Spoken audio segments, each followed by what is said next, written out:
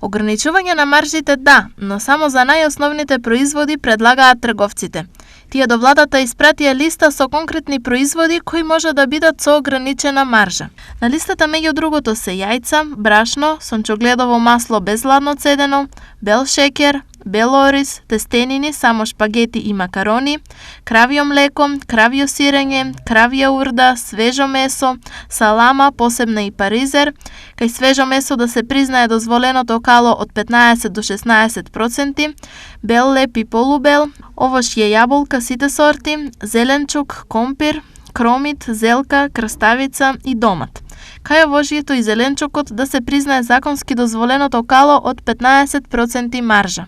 Ако ова не биде прифатено, трговците на мало најавуваат дека ќе бидат принудени одредени производи во наредниот период да ги откажат, а нивниот недостаток веќе може да се забележи. Трговците бараат итна средба со министерот за економија и прифаќање на нивната листа. Тие исто така бараат висината на маржата да биде ограничена на 20% во трговијата на мало и 10% за трговците на големо. Од 1 март, според одлуката на владата, се определува највисоката трговска маржа до 5% на продажната цена пресметана во трговија на големо, односно до 10% на продажната цена во трговија на мало.